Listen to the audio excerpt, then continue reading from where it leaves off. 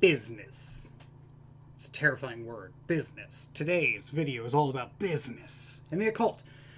And business is really an aspect of life that I find most occultists don't look at, because business is the combination of every single unpopular type of energy in all of occultism, boiled into one subject. In fact, here's a small list. Saturnian energy. Saturn rules structure and contracts, so check. It also rules the two signs associated with business most closely, Capricorn and Aquarius. Capricorn being the sign of business, being the most serious, and generally people either love or hate Capricorns. There is no in between. And Aquarius, which is an absolute mess of a sign 90% of the time, and Aquarius is the sign that gets everyone together to start the company. And then, of course, we have the last two zodiac signs that no one seems to have any strong positive feelings for. They have strong feelings for them, but not positively. Scorpio and Pisces, and those are also in business, but only in the good ones. We'll get onto that later. But before we get too far into the video, I just want to thank today's sponsor,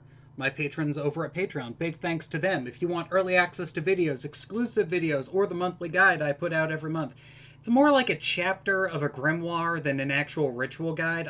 I tried to, I'm not a fan of those, like, here's a ritual guide for, like, the new moon or anything. No, it's more like a chapter out of, a grimoire that I would theoretically be writing. So, if you want those, or if any of those sound like something you'd be interested in, or you just want to support the channel, that's the place to do it. That's right. I am my own sponsor. Makes me feel powerful. Makes me feel like a proper YouTuber now. Back to the video. Long time ago, I found a tell for if somebody is into ceremonial magic or not specifically. If you know that somebody is doing occultism and you know that they're doing some kind of spooky stuff, you can generally use this metric to determine whether or not they're a ceremonial magician. This is like Golden Dawn, Thelema, Grimoire tradition, those kind. This metric has worked for me for every single occultist I know without fail. They either love their job, run their own business, or otherwise make six figures, or are they a workaholic when they're in the mood to do something?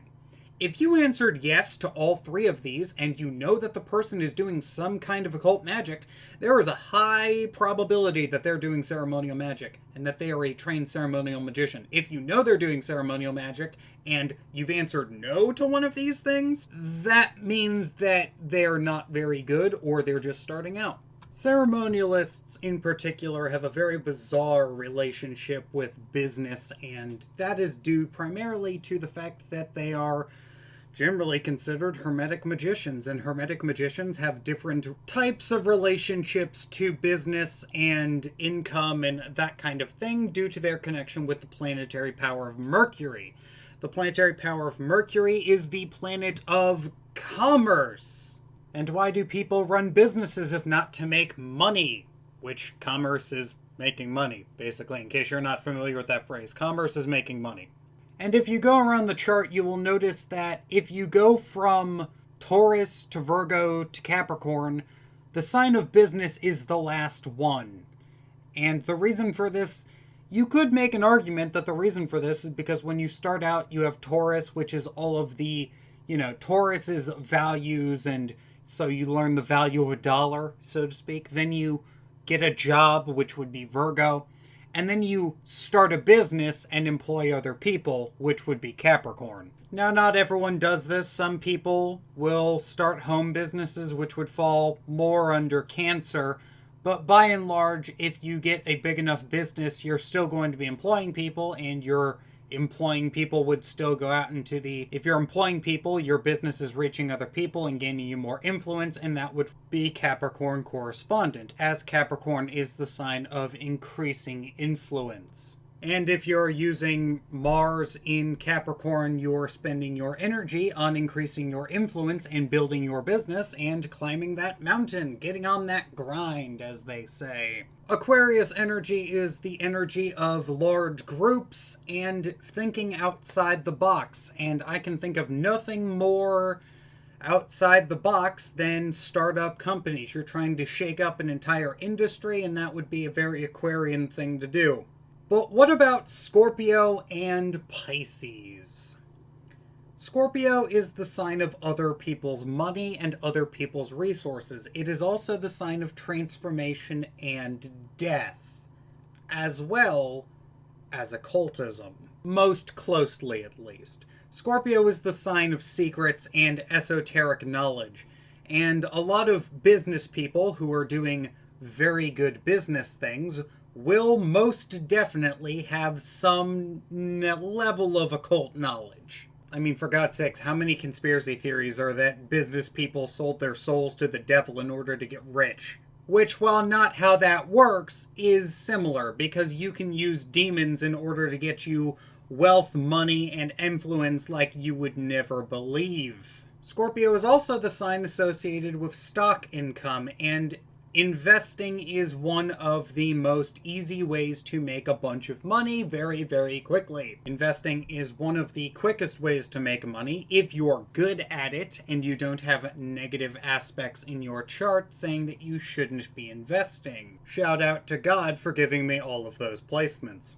Moving on. Pisces is the one that you could argue is the one that you might argue that one doesn't actually fit in the... Because Pisces energy is all about solitude, it's all about drug use, it's all about the astral plane. And businesses are, for the most part, not going to be working in the astral plane. Are they? They are. A lot of chaos magicians went forward and proposed the idea of corporate egregores, which leads to corporations and businesses functioning like spirits, and if they're functioning like spirits, then the sign of Pisces is most certainly going to be involved. But how can we use magic in business? Well, the most direct method is to use magic to improve your business, to increase your business, and increase the income that your business is generating. However, there's another method that you can use that would be even more valuable, and that is, 1, coming up with new business ideas, which is always useful. If you're needing to start businesses, you would use solar energy for that. And then there's the other metric that people don't seem to really understand, and that is increasing the customer satisfaction. If you do magic to increase the satisfaction that your customers are getting from your products or your business, then you're going to have more repeat customers. And if you do both, increasing your customer satisfaction and increasing the amount of customers you have, that's just good magic right there. You want to make sure everyone is happy, and you want, ideally, mutually beneficial situations. As with all things on my channel, we want mutually beneficial magical results. We want mutually beneficial everything. There should be win-wins. No one should have to lose in the occult.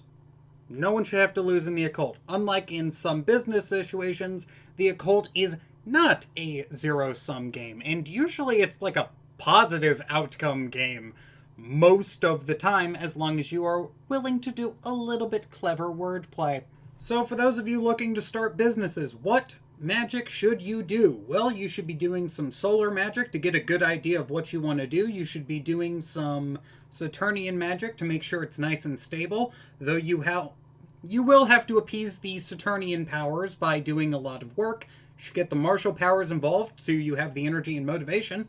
And after your business is started up, you want the Jupiterian powers and the Mercurial powers to make sure your business is giving you a lot of income and it is beneficial and it is growing very, very quickly. We want swift growth, and we want swift growth. We want to have the energy to endure the Saturnian nonsense and all of that. All right. And for those of you who are expecting advice on stocks, what you should be doing is, when Jupiter is in your 8th house or in Scorpio, you should be doing money through stock spells. You want to do investing spells when Jupiter is in 8th house, or your 8th house specifically, not just like the 8th house of the day. You want it when Jupiter is in your 8th house specifically. So if your 8th house was, say, Taurus, you would want to do it when Jupiter is in Taurus, which is coming up in a couple of years. I believe it's next year? Next year. So alternatively, you can just do it when Jupiter is in Scorpio, and ideally when Jupiter is conjunct Mercury in Scorpio or in your 8th house. And keep in mind, you need to be investing in order for investment rituals to actually flourish. Hope you had a good day. If you're not having a good day, hope your day gets better. See you next week.